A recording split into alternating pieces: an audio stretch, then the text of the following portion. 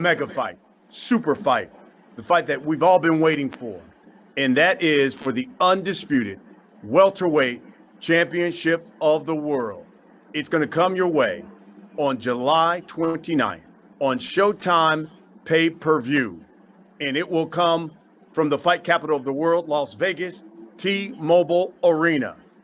And you will see the unified welterweight champion of the world, Errol Spence Jr., unbeaten, take on the WBO welterweight champion of the world, and Terence Bud Crawford, also unbeaten. These two will fight for legacy. These two will fight for history. And once again, they will be fighting for the undisputed welterweight title, something that has never happened in this four-belt era. It will be quite a night, and it will come your way on Showtime pay-per-view on July 29th. It will be the main event of a four-fight card. The pay-per-view will begin at 8 o'clock Eastern. That's 5 o'clock Pacific time. And again, it'll also feature Isaac Cruz in the co-main event. You'll also see Jesus Mano Ramos as well on that fight card, and you'll see heavyweights begin the night. Tickets for this mega fight are available, but they're going very fast, and there's only a few left. You have to purchase them right now.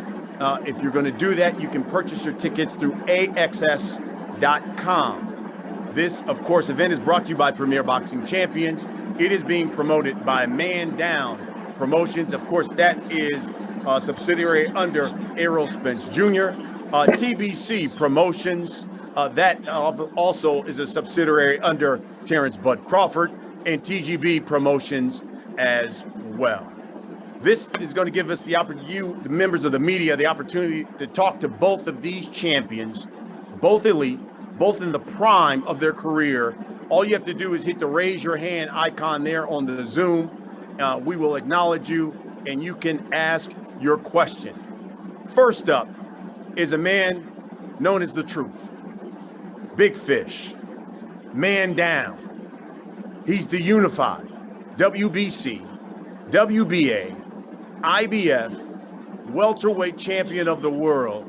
This man comes in at 28-0, 22 knockouts. That is a 78% knockout percentage. He's known as the Truth. Errol Spence Jr. Big Fish, Moby Dick, the biggest. I don't know what I should call you these days, but I'm just going to use all of them. Hey, but they call me the Truth, but I just want to say one thing. How you got an Emmitt Smith poster and then you got a Don McNabb jersey in your man cave, man? They don't mix. You're right about that. You got to pick one.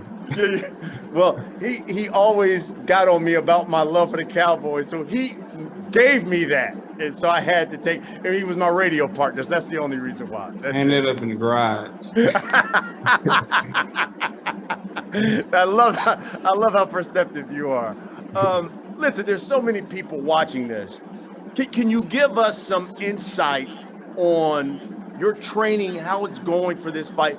Listen, this is a huge fight for your legacy, for your career. Is there anything different that you're doing, let's say, for this fight that maybe you haven't done for fights of the past?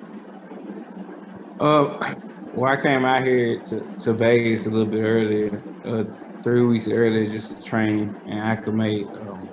So it's been training hard, 100% focused. My nutritionist came out probably a little bit earlier, helped me focus on the weight a little bit more.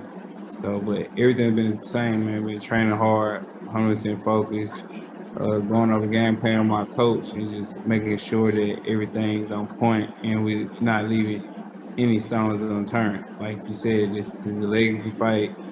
This is a fight that people gonna talk about for a long time. But most importantly, this is a fight that I think will give me and Terence Crawford, financial security for our families. If you can talk to me big picture, I remember when we had Tank Davis and he was getting ready to fight Garcia. He said, listen, This is the fight where we're risking, and I'd like to, start things off by saying, hey, look, I want to take big fights and against people who they think should be fighting one another. But I believe that the winner of this fight will be the new face of boxing. This fight is on another level. So, in your opinion, what do you think this fight does for Errol Spence Jr.? What does it do? What does it do for the sport of boxing? I think it does a lot for the sport of boxing because more people are gonna be, ready to face each other. And I think this fight is just, Tank and Ryan, great fight, two great fighters, two young stars, and they got great crossover appeal.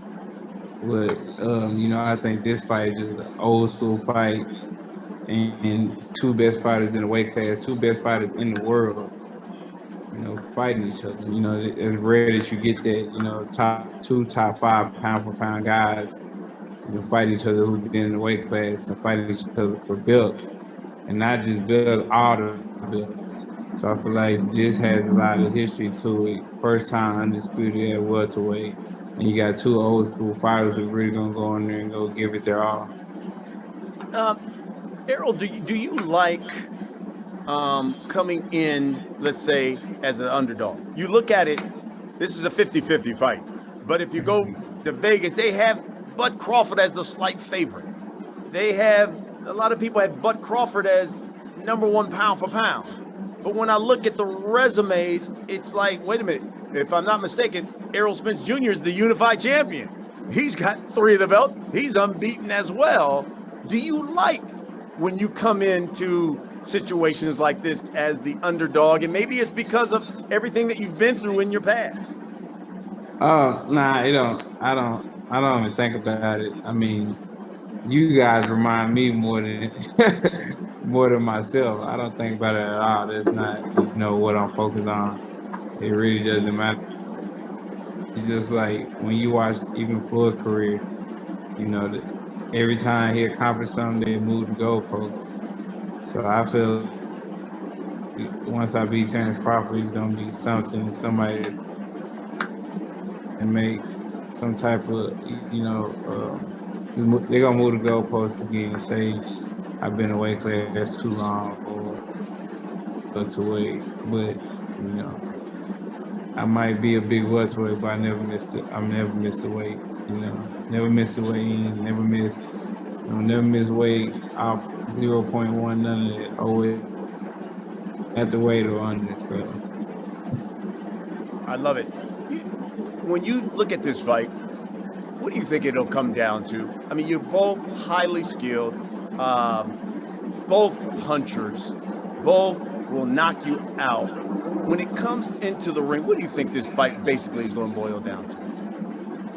Well, I think it's going to boil down to grit,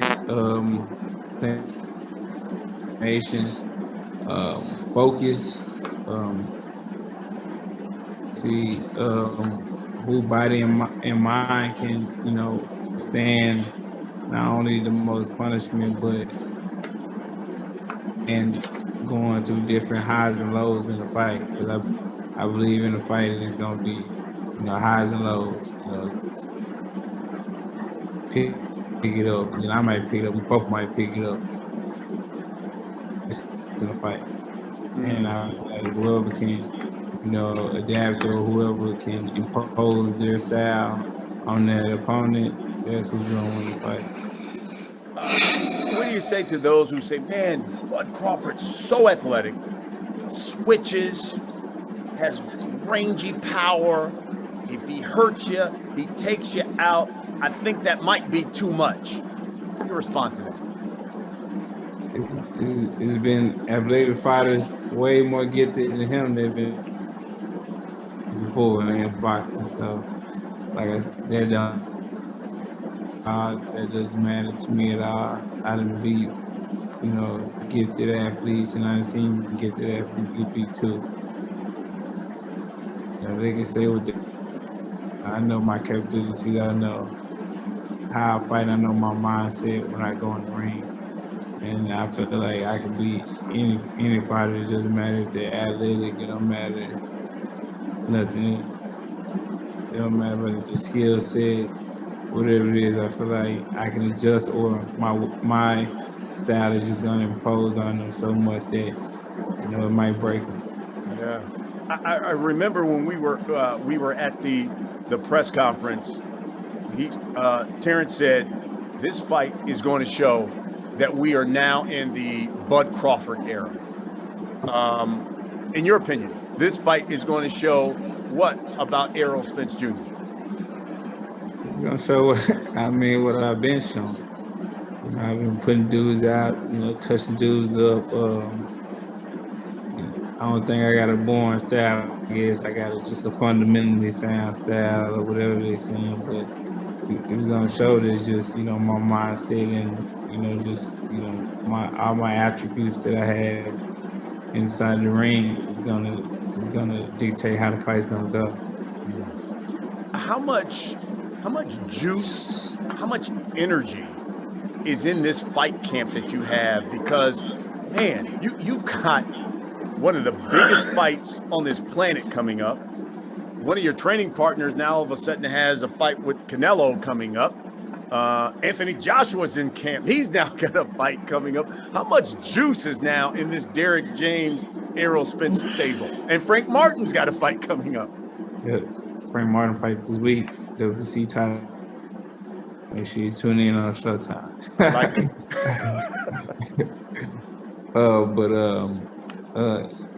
It's a lot. We all kind of push each other, even just indirectly, because we sparring, and Andy Joshua might walk in the gym, or Frank might walk in the gym, or they sparring, I might walk in the gym, and we watching each other work, and just naturally, you're gonna either try to work a little bit harder, or, you're gonna be, really working because another top fighter is watching you and trying to, see how you work, and you don't want to be, coined as lazy or a guy that don't train hard. So you're gonna put the work in. So it's great just being in there with those guys, just feeding off each other, talking to each other, and it's great. But Derek does a great job of giving us all a time slot. So we not sometimes we do be in the gym together, but a lot of times I get my time, Anthony gets time, Frankie gets time. It's not just bunched in, we're all just in the gym together. So he makes sure that everybody gets their time because everybody has an important fight coming.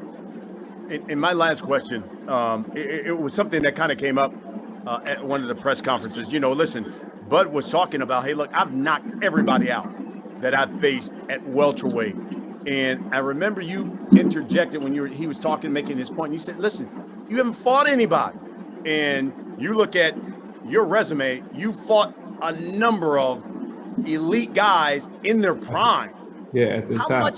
How much does that matter when you come into a fight such as this, when you've been through something and walked through the fire, so to speak? How much has that prepared you for something like this? It definitely matters because you fought the guys at their top. And you fought the guys, when they had something to lose. Like Sean Porter had the WC belt to lose. Okay, Brooke had the IBF belt to lose. You fought these guys when they had something to lose. So, that makes them fight a little bit harder. Like they even say that, like, people who win world titles, they get better, after they win the world title. Because they just get more confidence. They just train a lot harder because they now have something to lose. So I feel like I fought them, at their best. If they wasn't at their best, they probably was a top down from their best. I just feel like time is everything, and that's why I said Tyron has the best matchmakers in boxing because he fought them, when it wasn't good. Like Kell Brook, he was at 154 for like 2-3 years, and then stuck down to 147. It was already hard for him to make 147. So. It's just things like that I feel like, circumstances that helped him, beat those guys when I beat them, at their best and at their peak. But I feel like still, once we get in the ring, you know, it's gonna be all about, you know, our abilities and what we can do, and you know how you can dictate the pace and how you fight, and you know who established what and things like that. So it's all about, you know, focus, because you know this fight needs a lot of abilities, great abilities. I have a lot of great abilities, and regardless who he fought or I fought, you know, when in the ring, you know, I feel like all that, you know, goes out the window. Fantastic. I know there's a rematch clause with you guys. Number of people will want to know, obviously, you know, whoever wins. I'm sure they're going to want a rematch. You think that the second fight will be at 147 or 154?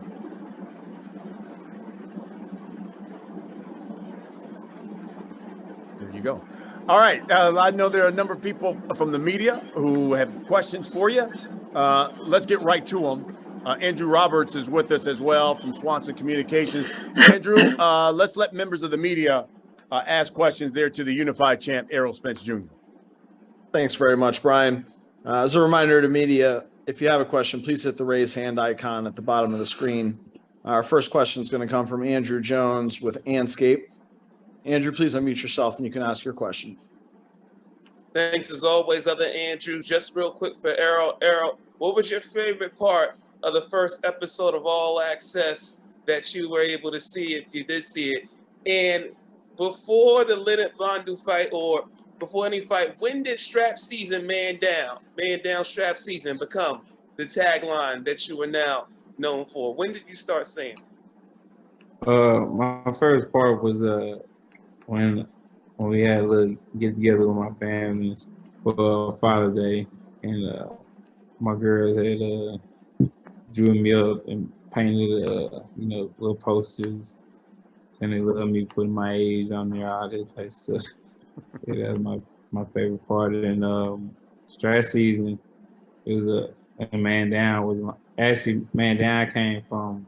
I was looking for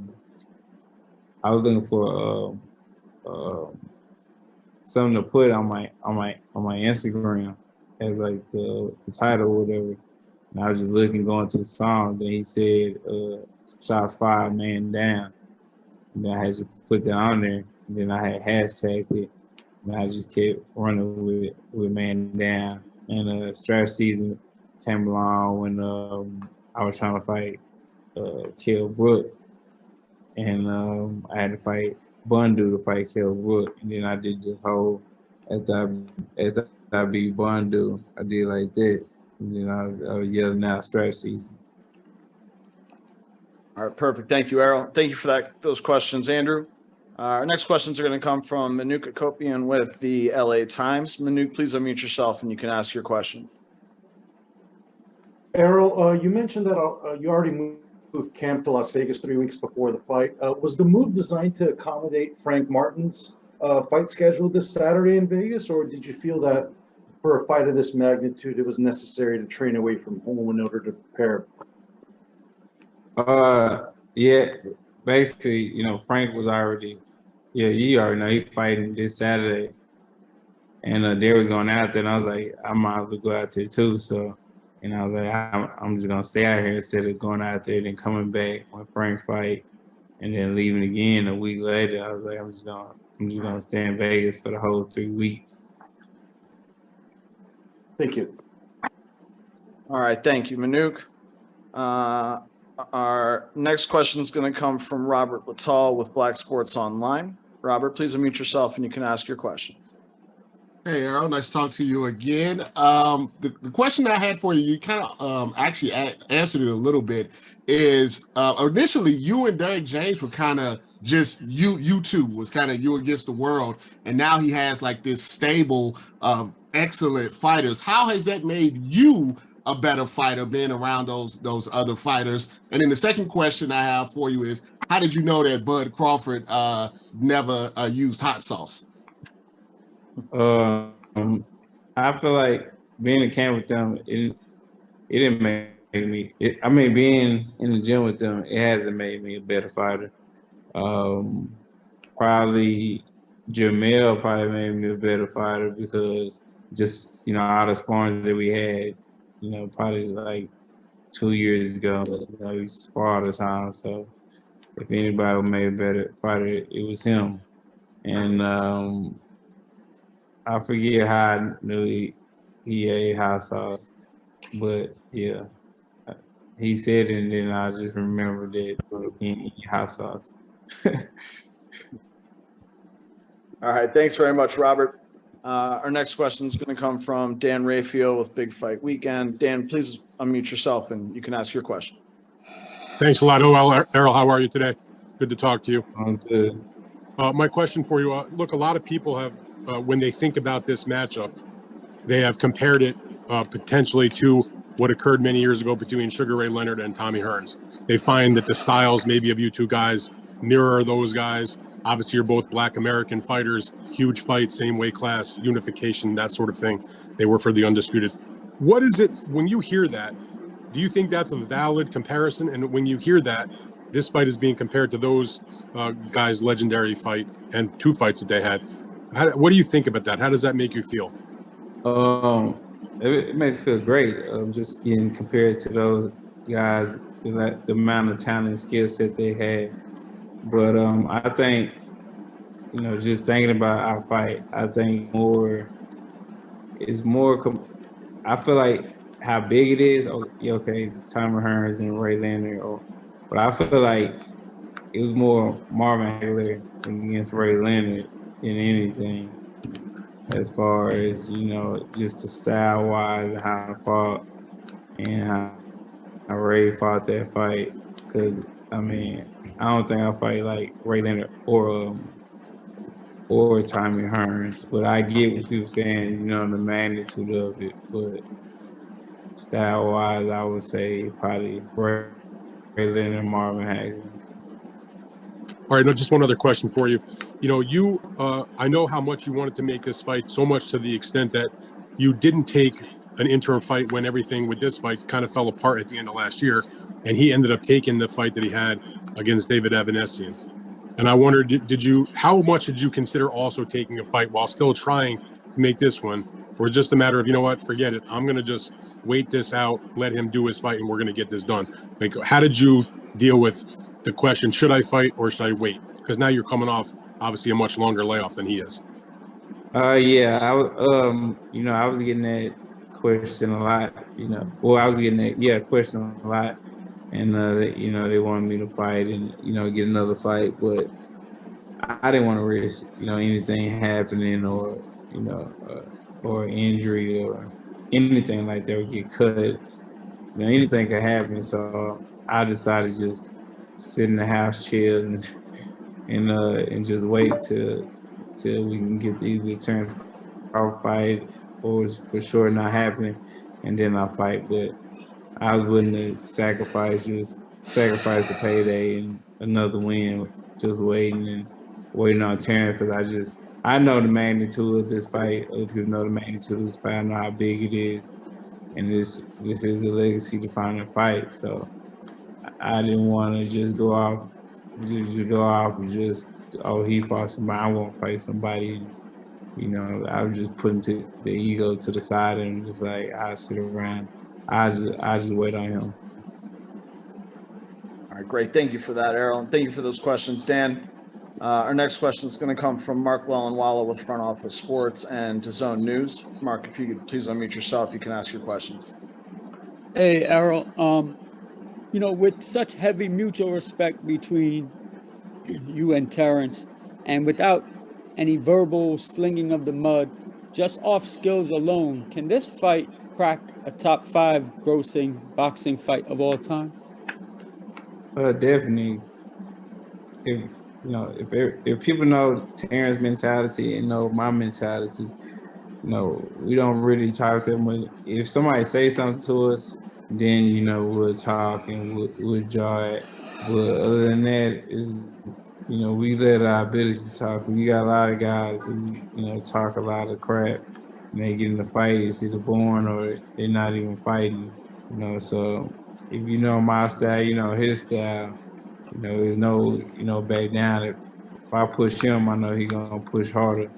If he push me, I know I'm gonna push harder. So I feel like me and Terrence put together. It's just a recipe for a great fight. I mean, we both got old school mentality, and we both come in the fight. So we got everything online, got everybody watching. We're gonna put on a great show and a great performance. It's just the people gotta want to fight. That's the only way we're gonna get bigger fights and get other guys fighting each other and get the number one versus the number two fighting each other. If when we fight, people come out and watch the fight, people order the fight, because like I say, people in the suits look at it, they're gonna be like, man, like people excited when top guys fighting each other. People get excited, people want to watch, people want to tune in. But if people not ordering the fight, people not coming to the fight, tuning in, then why not fight somebody ranked in the top 10 or 15 if I'm gonna get paid the same? I mean, like, you showing people when we fighting each other with a risk, it comes a huge reward. Gotcha. One more question. Yesterday the Tyson Fury Francis Ngannou fight was announced. Does that a fight like that do more to help or hurt boxing, in your opinion?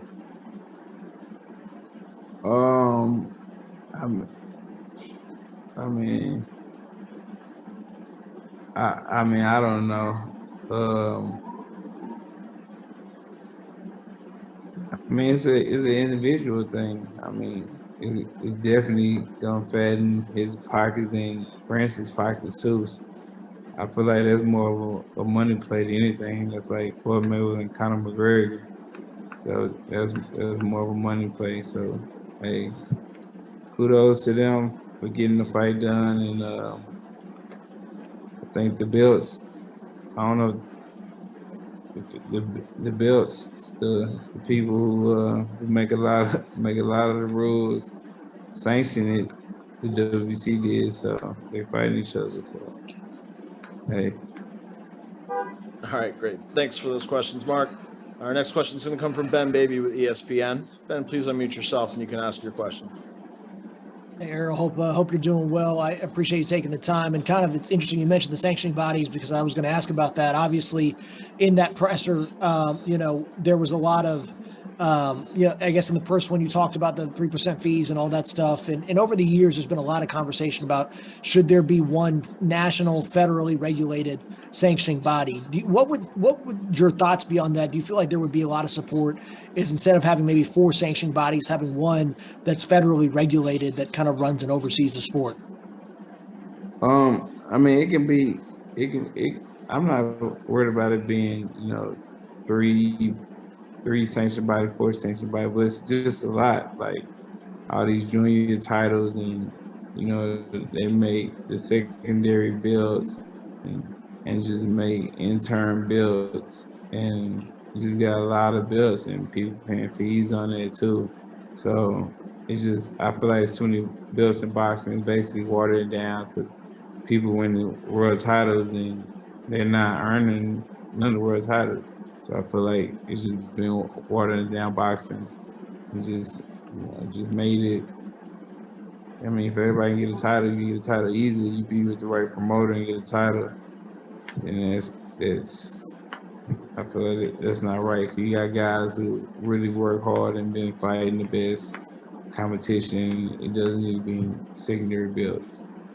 You gotta make these guys, fight each other. Just like me and Terence doing, and the other guys too. So I don't know. I'm not gonna really speak on the bills to after my fight. That's all I'm focused on right now. But it is a discussion that need to be talked about.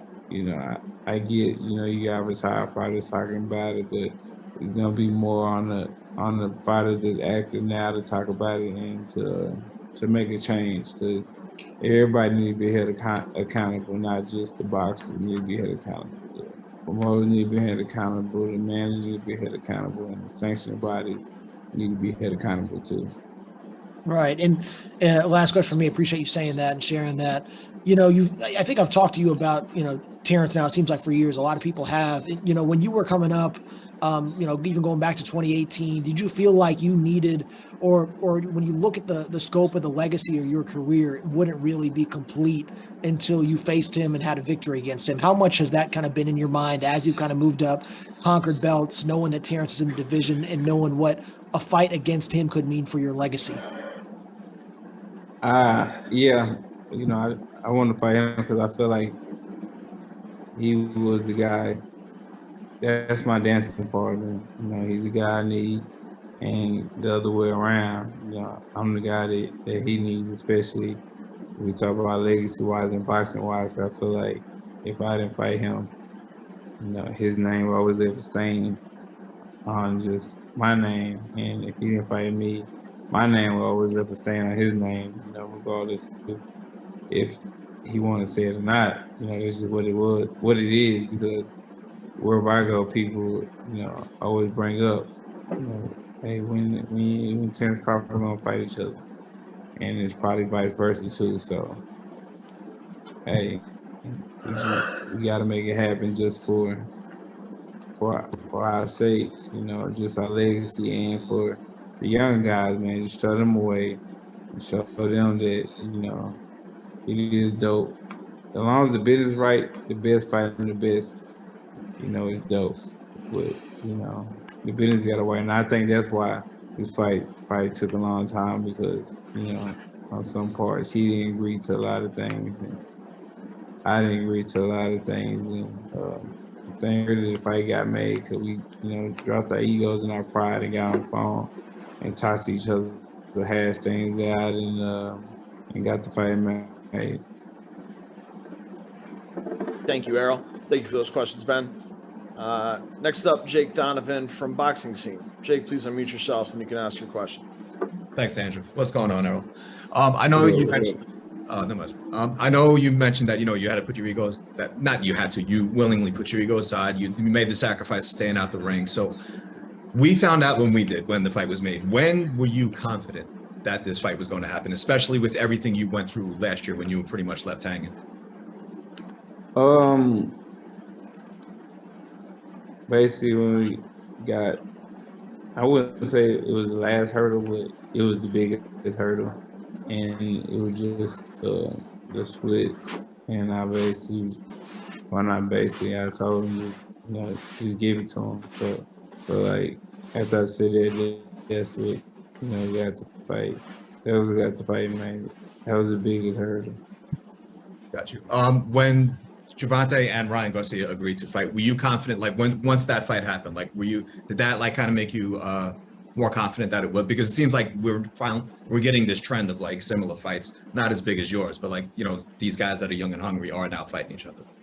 No, that didn't have nothing to do with us. So I feel like that they fight it didn't reflect on our fight at all, or just getting the fight made. Got you. And then finally, I know you would like it another way, but like obviously you're not getting the activity that maybe you once had, but is there anything advantageous to like taking these breaks between these fights? Like how are you able to implement that into your training camp? Yeah. I feel like spending time with my kids. I've been off for a year, being with my kids, hanging with my kids, seeing my kids every day, not, training and just stressing and, taking care of my body and just doing the right stuff to where when I come back, I'll be right and I'll be ready. And I just, abusing my body and, going out, hanging out. I was basically at the crib with my family and chilling with my family and just doing fun activities with them. All right, thank you for those questions, Jake. Next up, Aaron Tolentino for KRON4 TV Bay Area News. Aaron, if you could please unmute yourself, you can ask your question. Hi there. Hi, Errol. Aaron Tolentino, KRON4 TV in San Francisco. I wanted to ask, get your comments on this. Terence on Sean Porter's podcast said the reason the promotion didn't feel as big to him as the fight as it should be, just given the magnitude of the fight. The reason why he didn't feel the promotion was big as it should be is he was saying that people see two black men, you guys aren't talking trash, you guys aren't hugely brash, you're not this or that. I just wanted to get your thoughts on if you agree with him. What are your thoughts on the overall promotion of this fight, given the magnitude and the historical significance of it? I mean, he could be probably right. Just because, yeah, he could be right. Just because it probably would be big. We was talking trash, cursing each other out, talking about each other's mothers and fathers, and saying crazy stuff to each other. It would be a lot bigger. Like, I mean, that's what sells, especially in this time. That's what sells. People love to see controversy, love to see you acting an ass and acting crazy. But since they're not getting there, it's probably not that big. More people draw to it if I get on stage and throw a punch at them or try to slap them or something crazy. That could be all over social media and cause a frenzy. So, yeah, you're right about that part. That's Thanks, the hard Errol. truth in today's reality. Sorry, I didn't mean to cut you off there, Errol. Thank you for that. Thank you for the question there. Our next question is going to come from Hans Semisode with Fight Hype. Hans, please unmute yourself. You can ask your question. Errol, what's going on, baby? Not much, cooler. All right. First one, two questions for you, man. Just wanted to know, in your opinion, a win over Terence, does that make Errol Spence a no doubt Hall of Famer, man? I don't know. I mean, Hall of Fame is what it is. I really don't too much care about the Hall of Fame. Got it. Fair enough. Second question is a two-parter. You're growing your hair out, so we probably won't see the shag, but hopefully we will see it. So I wanted to know, are we going to see a black Uptown at the weigh-in? If not, people are going to be worried. And second part of my question is, obviously you're a guy that always wanted to fight the best people out there. Even if you're on a layoff, always want to fight the best guys. We got a guy in Jaron Ennis right now who's killing everybody. Floyd is praising him, Roy Jones, everybody really. Would a part of you, and not looking past Terence, but would a part of you be like, yo, this kid is good, I gotta fight this kid? Yeah, nah, he's nice as hell, but I'm at the point in my career, the money right, I'll fight anybody, so I ain't tripping. All right, appreciate you. All right, thank you, Hans. Our next question is going to come from Abraham Gonzalez. Abraham, please unmute yourself and you can ask your question. Come on, bro. Hey, Errol, how's it going? Good. So my first question is, have we fixed the mouthpiece situation? Because I know that's been an issue the last two fights. Is the mouthpiece good for this fight? Yeah, the mouthpiece is good. I got a new mouthpiece right now, so I got a couple new mouthpieces. So yeah, it's good. Okay. And then the second question is, you have some young guns like it looks like from the photo, Brian Sabayo, Quentin Randall. Does it ever feel like at this point in your career, like you're the old head in the gym with all these young guys like Frank Martin and all them around and trying to impress you and stuff, and you're the salty champion? Does it feel like a little bit like you're the old head in the gym when you're around all those young guys? Nah, I ain't no salty champion, but nah, it don't. I mean, I got more than all them, but nah, it's not. It's great. I feel like it's better working with young guys because they push you a lot harder than you working with somebody older. So I feel like it's a lot better working with the young guys, and they push me. And I feel great just still being at the top, 33 years old, and still at the top, and at the sport, and they're trying to get to where I'm at right now. So that's a great feeling. If I was 33 and I was trying to get a title and things like that, and trying to get notoriety, then then I'll be a size older guy. But being at the top now, I'm not size at all. And I just use them in motivation, and just try to tell them different things, and just make sure I tell them just to stay focused. All right. Thank you, Errol. Thank you for those questions, Abraham. Our last media questions for Errol are going to come from Cynthia Conti with Best Women's Boxing Period and RainTV.com. Cynthia, please unmute yourself and you can ask your question. Hi, Errol. It's Cynthia. I hope you are well. We know that you have moved to your farm, and I see you and your kids are literally in there working, picking up poop, just being a farmer. How has that move in your life, in your shift for your family, changed for you, for your mind, body, and soul, and also as a fighter? I feel like it makes my kids more active. It makes me more active, and just being outside had different things. Because before that, I was staying in a high rise, so you gotta go down 24 steps to go outside. So I wasn't going outside unless I needed to. So living on a ranch, I go outside and we play with the dogs, the horses, play in the pool, go to the pond, walk around, ride the ATVs, see the horses, feed the horses, play with the dogs. So it's just a lot of different activities, and just showing them something different than just being downtown and hanging downtown and just doing stuff. Eventually I want to get my kids into horse riding lessons, somebody teaching them how to ride horses, and build a paintball course out there, and just get them a safe haven on their ranch instead of them getting bored and having to go out to the city or want to go out and hang with friends when they have everything at the house for them. And then also, I know that your daughters have always been in the gym with you from day one. Do they know the importance of how big this fight is to their daddy? Since now that you're in a different city once again, do they know this is for all the belts, or they just think, oh, daddy's just going to work once again? No, they don't know. They just think I'm a boxer. they ask like somebody wants to take a picture with me. My youngest asked why is he taking pictures with you? And I mean, it ain't really, because they've been in the gym so long.